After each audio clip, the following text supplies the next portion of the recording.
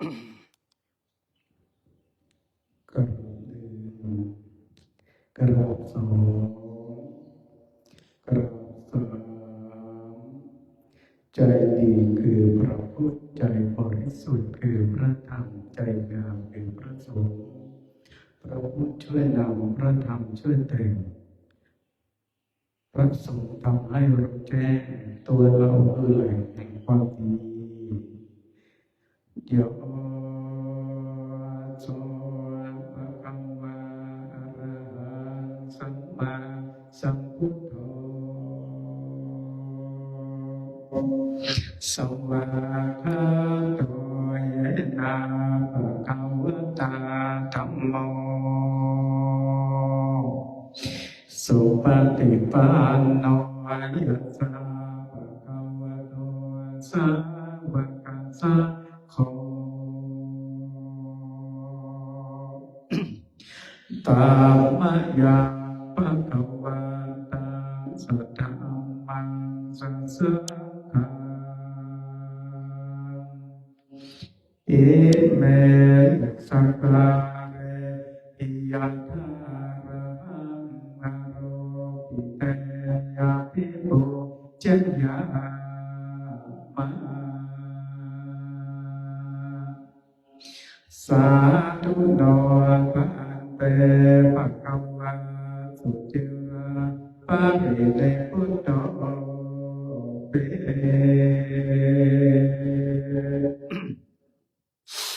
ปัจฉิมาชนะตานุกรรมปมานัสสะอิเมสังกาเรทุกขตาปันนาการะโพเตปฏิกันหาโต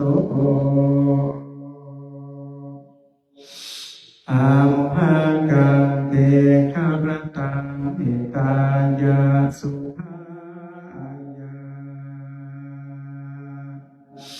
อะระหังสัมมาสัมพุทโธภะคะวะพุทธังภะคะวันตังอะภิวาเทมิ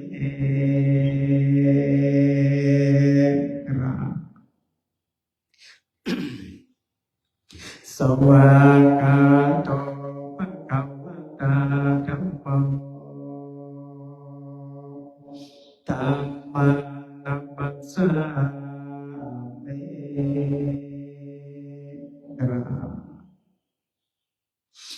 สุปฏิปันโนภะคะวะโตสาวกสังโฆสัทธังนัมมา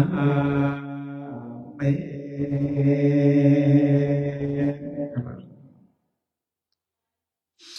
นะโมตัสสะภะคะวะโตอะระหะโตสัมมาสัมพุทธัสสะนะโมตัสสะภะคะวะโตอะระหะโตสัมมาสัมพุทธัสสะนะโมตัสสะภะคะวะโตอะระหะโตสัมมาสัมพุทธัสสะตังโมปะนาภะคะวะตังเอวะการยาโนอิติสัตโตอะภุคโตเอติปิโสภะคะวะอะระหังสัมมาสัมพุทโธเวชาจารณะสัมปันโนสุขโตโลกัมปิโตอานุนตโรปุริสัตตัมมัจจารติสัตตาเทวมโนสานาพุทโธภะคะวะเต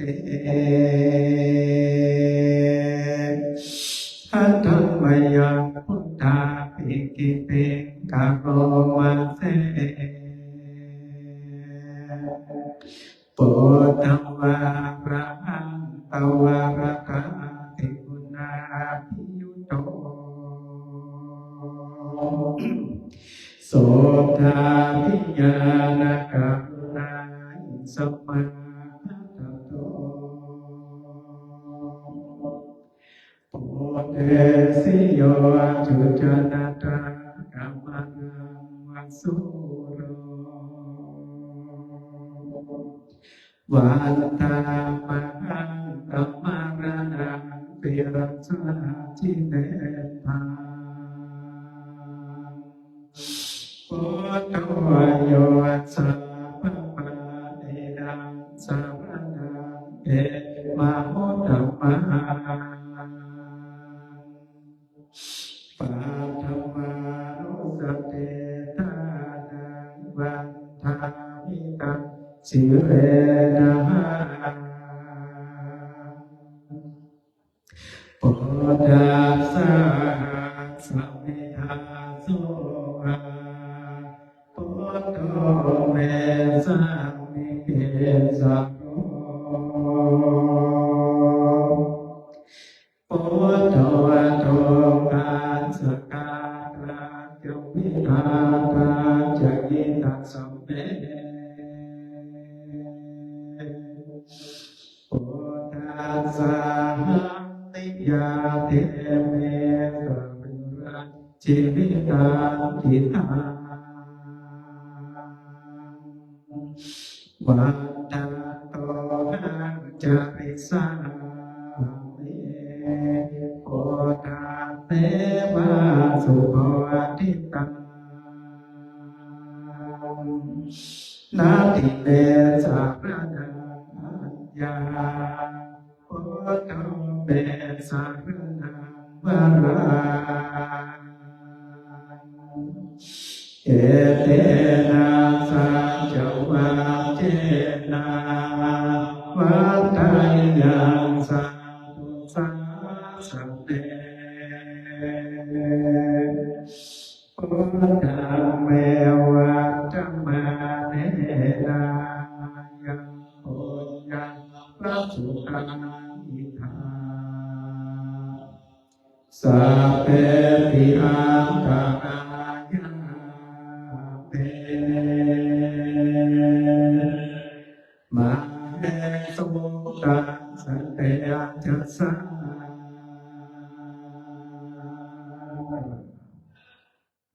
กายเยนวาจาโยวาเจตัสสะพุทเทอุกัมมังปะกังกัมมะยาปุถะปฏิฆานาตุอัจฉยันตากาลังกะเรสังวะริโตวะพุทเท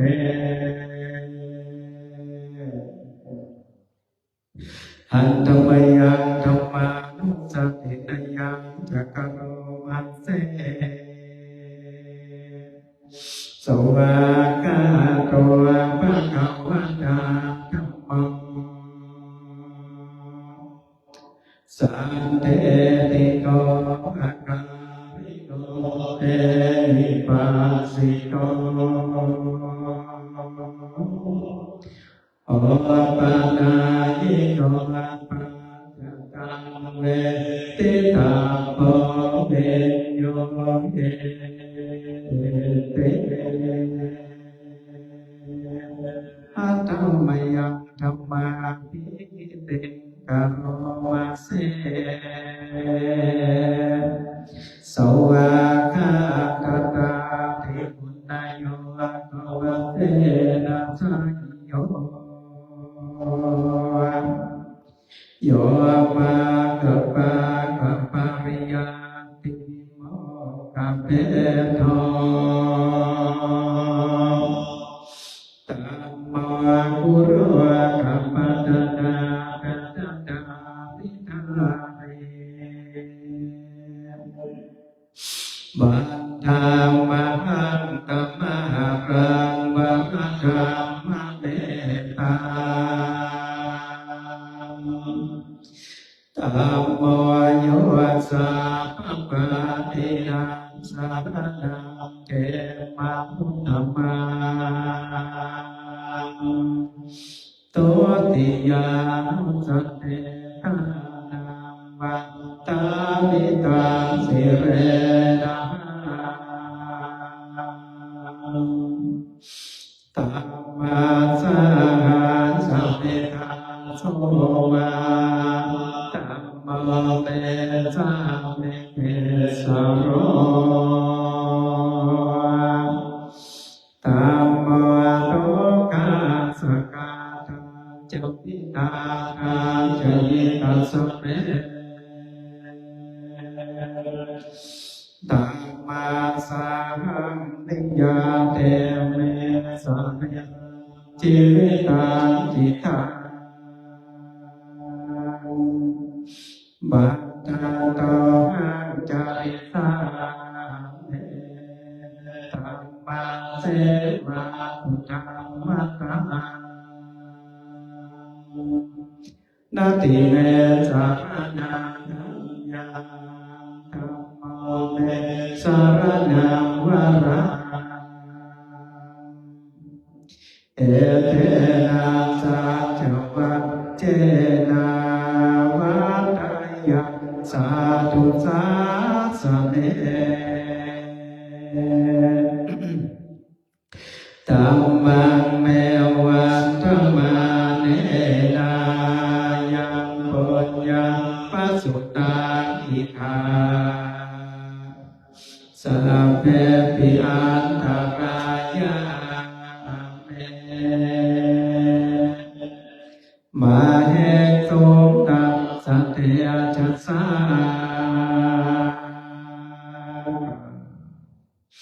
กายเยนะวาจายวเจ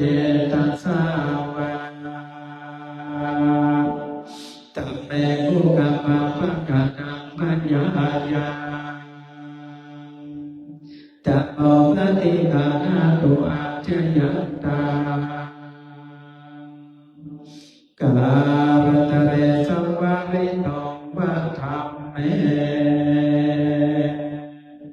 อาธัมมยังสังขาวัฏตินยังจักรมัสเส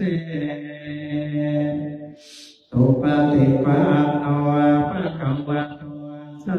วกสังโฆจุปฏิปันโน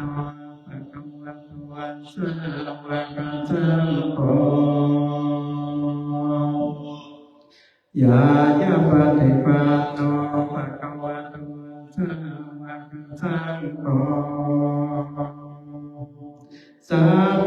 ติปฏิปันโนภะคะวะโตสาวกสังโฆยะติตังจักขังวิปุริสโยภานิอาภาปุริสภุภาคาเอสัพพะคะวะโตสาวกสังโฆอาหุนายโยปาหุนายโยทักขินายโยอัญจริกานิโยอาหุตังรังปุญญาเกตังโลกัสสะเตอาธัมมยังสังฆาภิกิเปกะโรมัจเจสัทธามะโจสุปฏิปาติมุตาภิยุตโตโยดาภิโตอะหัยยโมกะสังฆเสตุเสราธิธรรมปัปปะสยนายันจิตโตวันธามหังดัมมาริยานาคนาสุตาสาโคโยสัพพะเนนังสารนังเกมามุตตมะตาติยานุสเตทานังปัญญา สิเวนะสังฆาสานาสัมเมธาโสวาสาโตเวสามิกิสาโรสังโฆโตกาสกาตาจวิกาตาจวิกาสัมเมสังฆาสามิกาเตเมสัมรุรังวิปัสสิปาวัตตังโตหังจะปิสังเตสังฆาโตปฏิปันนะตังนาติเมสหนานัญญาสังโฆเมสหนาวราเอเตนะสัจวัตเจนะวัฏยังสารุสัสเนสักกังเมวันธรรมาเนนะยังปัญญาพระสุธามิธาสัพเพปิอันตรายะเมมาเหตุตันตะเตจัสสะ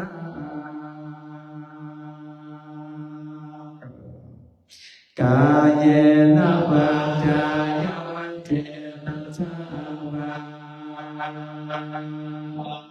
สังเกตุกรรมังปะกตังมยายาสังโฆปฏิกาหังตุกังชยันตากาลันตะเรสังวิโตวัสสังเก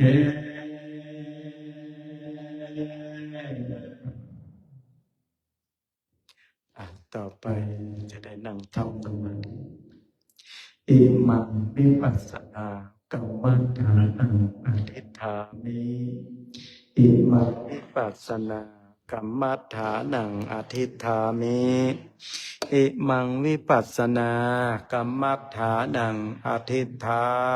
มิมือลงมือขวาทับมือซ้ายหายใจเข้าพุทหายใจออกโทบุญไผ่บุญมันเนอ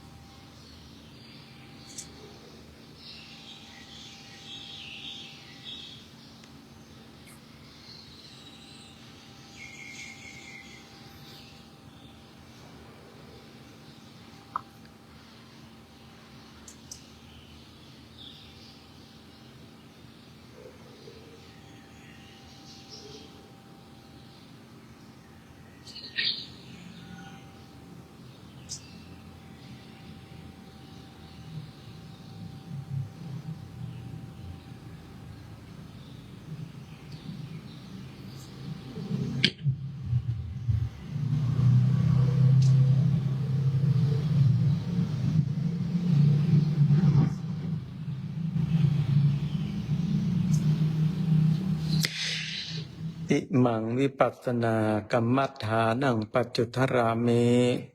อิมังวิปัสสนากรรมัฏฐานังปัจจุทรามิอิมังวิปัสสนากรรมัฏฐานังปัจจุทรามิอธิแผ่เมตตาอิทังทานาคัมมังเนปานาปัจจายโยโหตุโตเนจังเอตังเสระกัมมังเนปา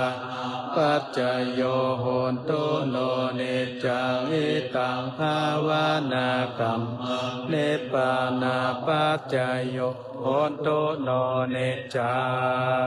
งยังอิติกุสานังกาตาพังกัมมังสาเปกาเตหิกาตังปุญญังอนุโมทันโตสุนันโปโตเยเตวะอัสสมิงคานอาติกาตาติกายุกาสัทธาหุน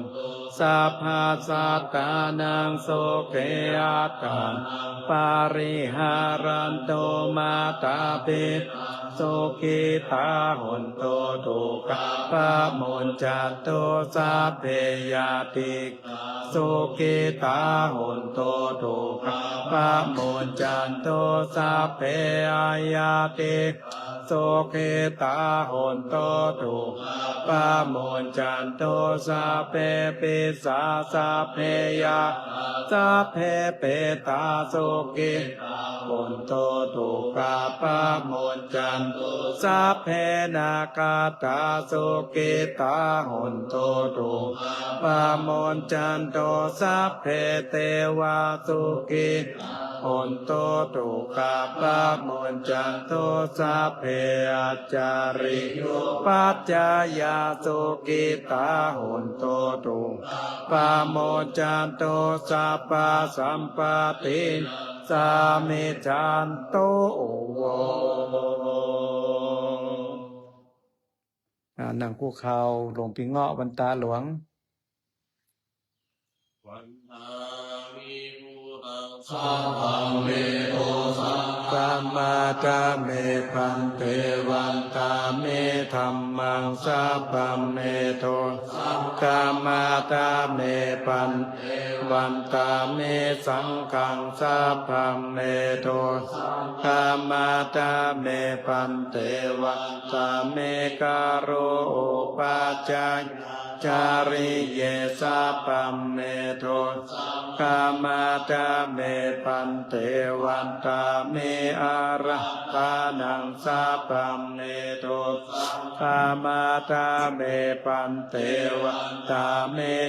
ราเมปาตาสีมายะสัพพะเมโทสังฆามาตาเมปันวันตาเมเจติยังสัพพังสัพพะทาเน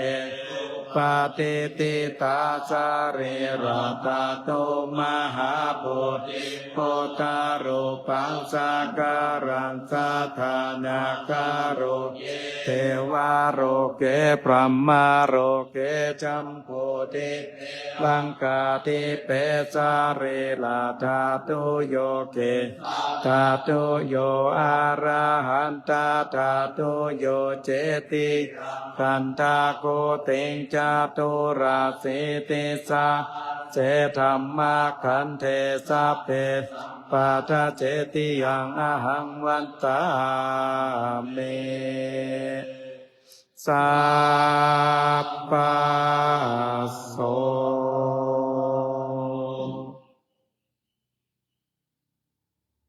วันตามิพันเตสัพพังอปาราทังกัมมะทะเมพันเต